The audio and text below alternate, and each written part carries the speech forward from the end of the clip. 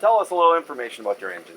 This is a 1904 was sold by Sears and Roebuck Company and was made by Kenwood somewhere out of Michigan and puts out about a 4-horse. Okay, and I understand it's a brand new boiler? Yes, brand new boiler. Well, last year. What is the horsepower on the boiler? It should put out probably about 6 horse. 6 horse? Yeah. And what do you use it for? Just about anything that I could hook onto it. Yeah, I always see you on the buck saw, sawing up firewood for the engines. Buck saw. Last weekend I had it on a stone crusher. But I understand it was a little bit underpowered for the stone crusher, but you were running pretty big size stone too. Okay, and your other machine here? It's a 1920 Illinois steam engine. How many are still exist? There's 5 existing. The company only made 63 total. This is a 47th one made. Okay. And was bought brand new by the Velders Canning Company. Right. Was your dad's before yours? Yeah, before you? Dad. There was Dad's and there was 2 other people that owned it before Dad did. And Okay. it always was around this area. What is the horsepower on it? 60 horse on the flywheel and 20 horse on the All right. And you mainly use it on? trash machine, basically. Once in a while I'll put it on a sawmill. But Okay. But it's still in good running shape. And, yeah, it runs really good.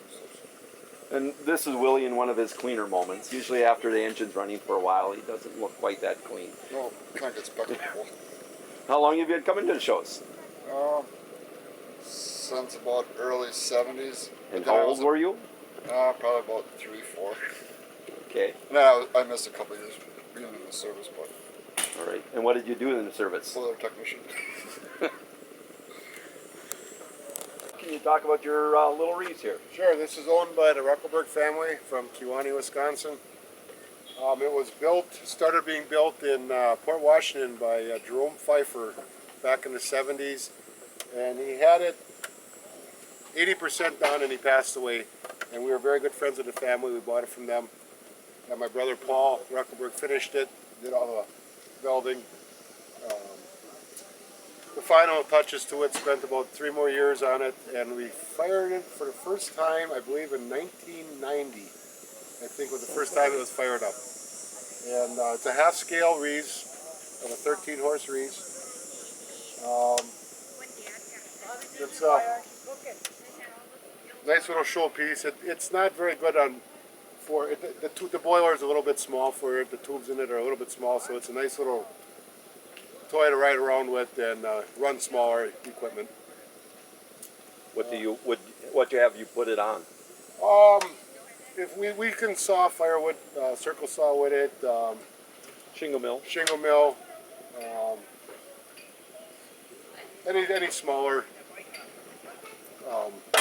corn shellers or whatever. You know, it runs pretty decent, but it's hard. It's a little hard to steam because the tubes in it are a little bit small.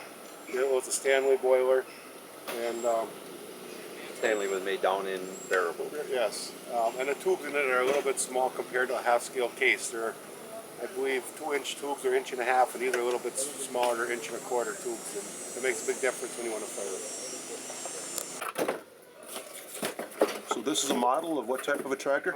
It's a model of a 22 horse Minneapolis return fluid steam engine. Okay. And it's pretty much basically all made out of wood. About how many hours do you think you put into it? Yeah, it took me about a month. I'd say, roughly I kept track one time, about 40 hours. 40 hours, yeah. Some great detail on it. They always park their engines in a certain place. All these people park their cars all the way around, and they couldn't even get out. Oh, no. Yeah, here, I'll help you. Let's do it every day. Now the wind caught it and broke it. I think you should stand over here. You should hold it instead. The word oil meant kerosene, like an oil lamp or an oil stove, those were kerosene. So the term oil in this case means kerosene. At that time, they used these kinds of tractors for pulling heavy loads, mostly plowing. And so what the name means is that you're using kerosene to pull heavy loads. And that's why they named it that, was so that people would remember that that was the case. In the east, they use these things for making roads and things like that, pulling big graders. In the west, they use it for plowing. They used it for belt power too, for thrashing and clover hulling and sawing and things like that. But it was chiefly used for pulling heavy loads, and so that's why it's called an oil lamp. And you bought it from who? I bought this from Dan Murky's widow. Okay. Is to blow out the cylinders, any condensation or water or anything that's in the cylinders will come out.